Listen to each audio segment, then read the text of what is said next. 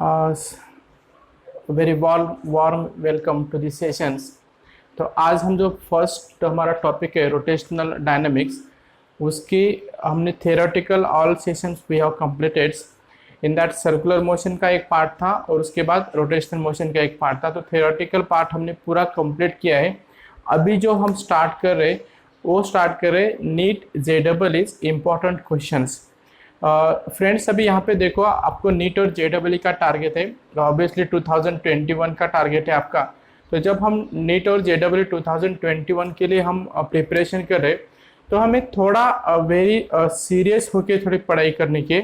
और जब हम पढ़ाई के लिए स्टार्ट करेंगे, अभी ये फिजिक्स का सेशन है, तो फिजिक्स के सेशन में आपको 4 बुक्स इंपॉर्टेंट है।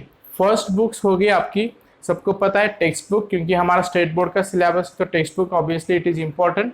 उसके बाद एनसीईआरटी का बुक, उसके बाद एच.सी. वर्मा और उसके बाद डी.सी. पांडे। तो अभी आज से हम, तो आप देख सकते हैं कि ये डी.सी. पांडे का बुक है फिजिक्स का, नीट ऑब्जेक्टिव फिजिक्स। उसके बाद एच.सी. वर्मा का ए बुक है कंसेप्ट ऑफ फिजिक्स, एच.सी. वर्मा, 2 उसके वॉल्यूम्स आ जाएंगे। तो उससे आपको प्रिपरेशन करने का है। बाकी आपको मार्केट्स में बहुत सारे बुक्स मिल जाएंगे, लेकिन उतना करने की जरूरत नहीं। ये 4 बुक्स और हमारी जो एक क्वेश्चन की सीट रहेगी हर एक चैप्टर के बाद हम जो प्रोवाइड करेंगे आपको, और उसके बाद उसकी मॉक टेस्ट, तो उतना आपको करने का है। तो फिर से मैं रिवाइज कर रहा हूँ, 4 बुक्स आपको इम्पोर्टेंट है। एक text book, NCERT, next HC. Verma और डी.सी. पांडे, और क्लासेस की अपनी जो एक सीट प्रोवाइड किया जाएगा हर एक स्टूडेंट को, एमसीक्यू सीट।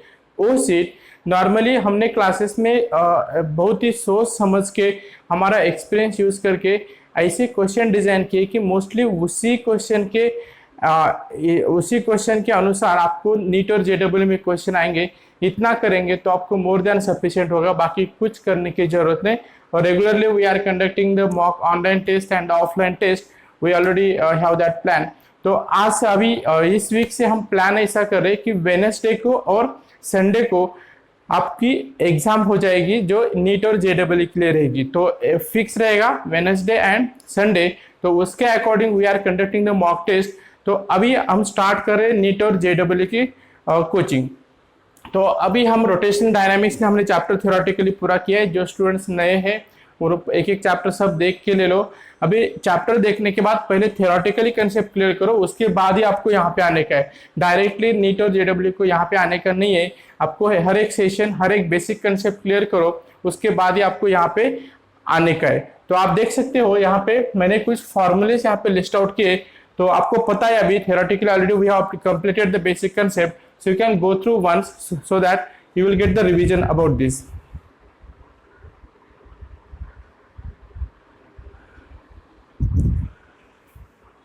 अभी यहाँ पे फर्स्ट फार्मूला, अभी थोड़ा मैं हम कोचिंग अभी कैसे कर रहे हैं कि आपको थोड़ा थोड़ा पोर्शन एक्सपर्टाइज करके हम आगे जा रहे हैं। एक बार मैं सब फार्मूले लिख के दूंगा तो समझ में नहीं आएगा। तो आज के सेशन में हम angular displacement, angular velocity, angular acceleration, relation between the linear velocity और एंगुलर वेलोसिटी, इसके बारे में और इसके ऊपर जो न्यूमेरिकल्स रहेंगे इसके बारे में डिटेल्स हम जानकारी लेंगे। उसके बाद नेक्स्ट सेशन में नेक्स्ट बीट लेंगे। तो ऐसा हम थोड़ा थोड़ा जाके हम एक्सपर्ट हो जाएंगे। तो यहाँ पे एंगुलर डिस्प्लेसमेंट आपको पता है, theta is equal to S upon R, theta is equal to 2 pi N. अगर नंबर ऑफ रिवोल्यूशन इसमें दिया है तो आपको फॉर्मूला यूज करने का है 2 pi N. Angular velocity omega is equal to theta upon T, omega is equal to 2 pi upon T भी ले सकते हैं। Angular acceleration alpha is equal to omega upon T, relation between the V and omega that is V is equal to R into omega. हम जब NEET और जेडबल की coaching कर रहे हैं तो हमें जब हम पढ़ाई स्टार्ट कर रहे तो आपको बहुत इंपॉर्टेंट है कि प्रैक्टिकली कैसे होता है ये समझ में आना चाहिए। जैसा कि सपोज एक फैन है, फैन मैंने ऑफ किया, अभी वो तो रिवॉल्यूशन कंप्लीट कर रहा है, लेकिन मैं कंसीडर करता हूँ कि 21 रिवॉल्यूशन के बाद वो स्टॉप होने वाला है। तो उसमें टाइम कितने लगने वाला है, उसकी एंगुलर वेलोसिटी कितनी कम होती जा रही है। तो वैसा आपको प्रैक्टिकली समझ के आपको एक बीट जो है तो वहां पे आपको कमांड करके कर लेने की। तो हम पहले देखेंगे फर्स्ट प्रॉब्लम हमारा, calculate the average velocity of hours hands of a clock.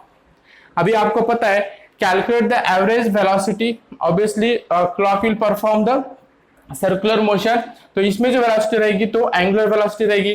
Calculate the average velocity of hour's hand of a clock, hour's hand of a clock. Clock है मतलब हमें पता है क्लॉक यहाँ पे 12 रहेगा और यहाँ पे 6, यहाँ पे 3, यहाँ पे 9।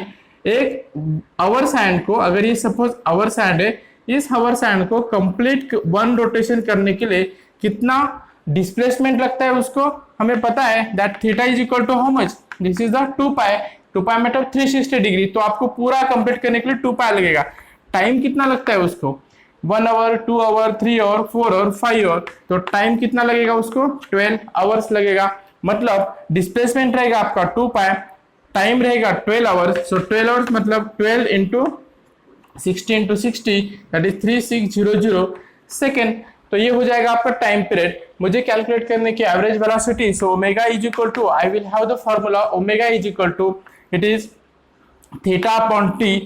सो थीटा तो मिल रहा है मुझे 2 पाई, यहाँ पे 12 इंटू 3600 सेकेंड।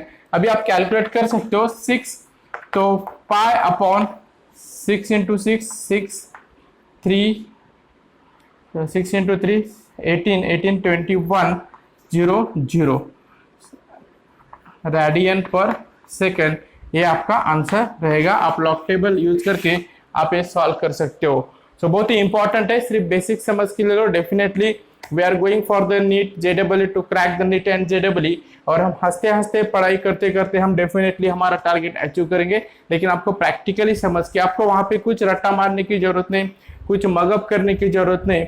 आपको सिर्फ यहाँ पे कॉन्सेंट्रेशन बेसिक क्या है और हम कैसे अप्लाई करेंगे, and go with very practical approach, तो definitely we will succeed in our goal. So this is your first problem. So please note down this. Calculation कर सकते हो. Try to use the log table for every times because the practicing with the log table is very important.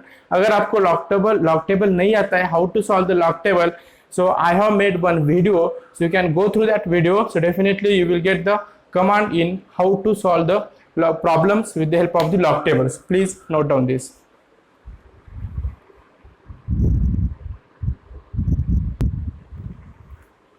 तो second problem है हमारा, an object revolves uniformly in a circle of a diameter 0.80 meters and complete the 100 revolutions per minute, find its period and angular velocity.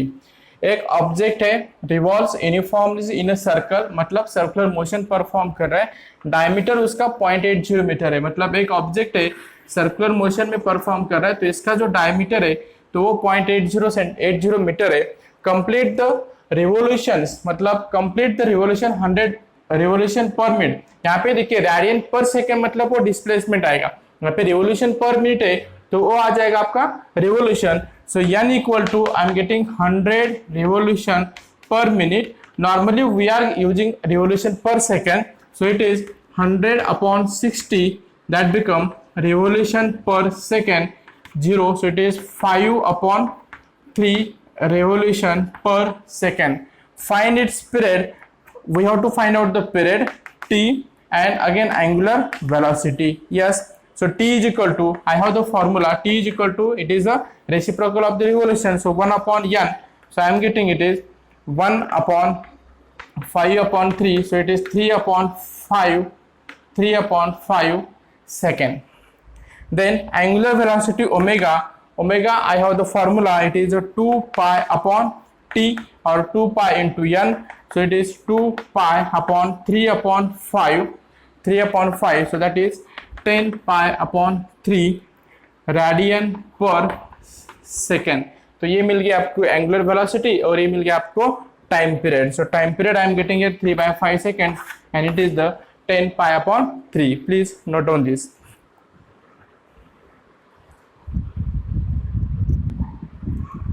Next question है हमारा, a particle moves in a circle of radius 4 metre, radius दिया है हमको 4 metre, with the linear velocity of 20 metre per second, find its angular velocity. तो radius हमें पता है, radius is equal to 4 metre with the linear velocity, linear velocity मतलब v आएगा, it is 20 metre per second मुझे angular velocity find करने का है। सिंपल है problem, directly we have the equation v is equal to r into omega. So omega is equal to v upon r। v मुझे पता है 20, r पता है 4, सो it is 5 radian per second is the answer. कभी कभी ऐसे simple question भी पूछे जा सकते हैं, लेकिन अगर हमें बेसिक पता है तो we will solve within fraction of second, you can get the answer there. Please note down this.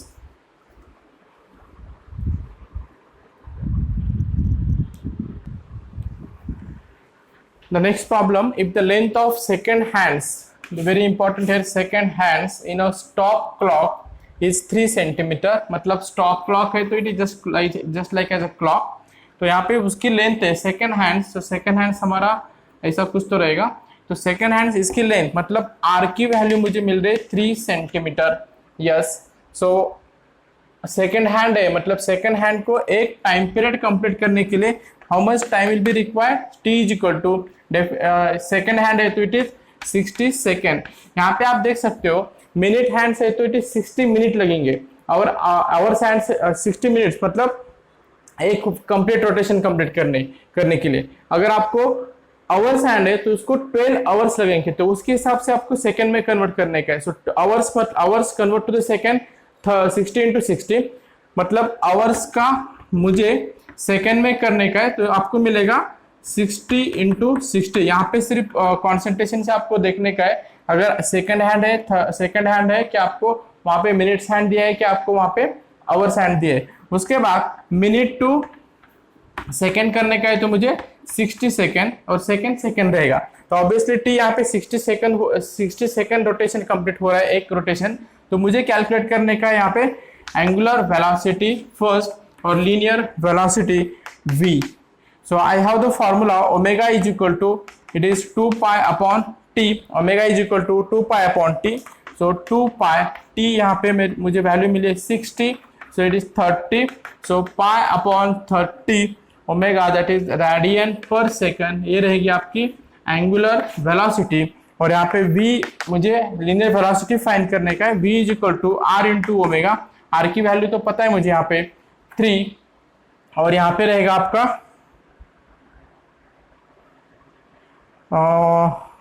Omega मुझे मिली यहाँ पे pi into 30, so that is pi upon 10 centimetre पर सेकंड, क्योंकि यहाँ पे जो यूनिट है आपका सेंटीमीटर है, तो यहाँ पे मुझे सेंटीमीटर पे आंसर आ जाएगा। तो बहुत ही सिंपल प्रॉब्लम है, तो you can solve this problem like this. Please note down this.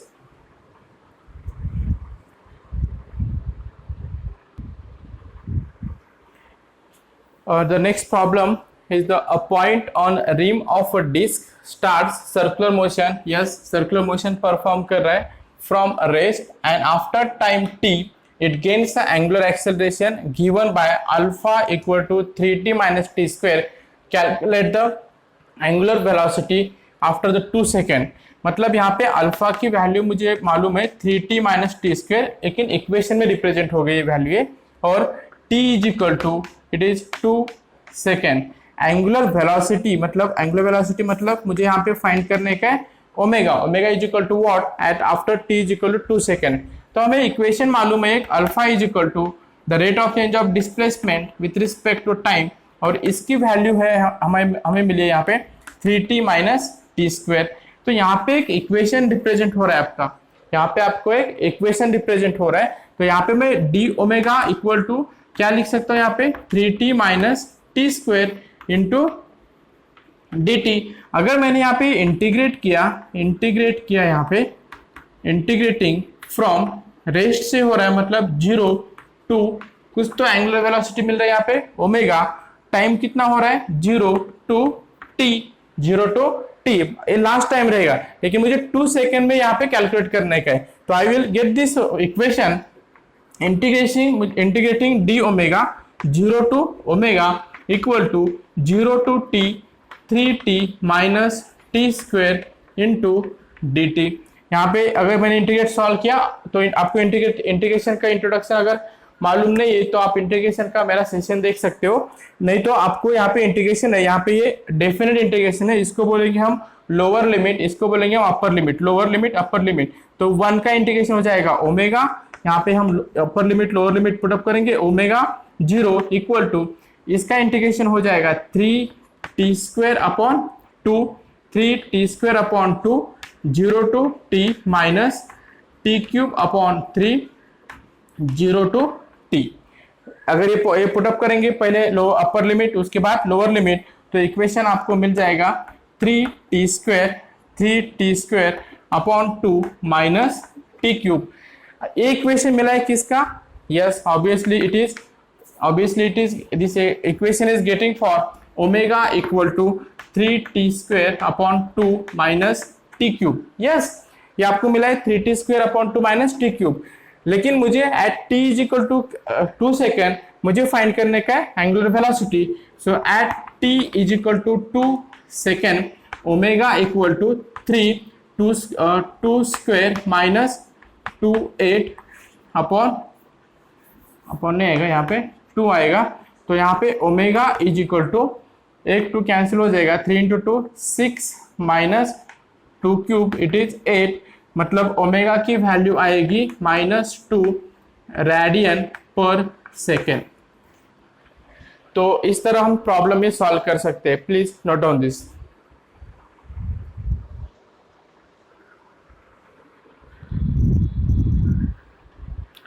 यहाँ पे हमारा t³ upon 3 pen by mistake से रह गया, तो यहाँ पे 3, तो थोड़ा एक calculation at t is equal to 2 second, I am getting this calculation upon 3। तो इधर मुझे मिल जाएगा 3 into 2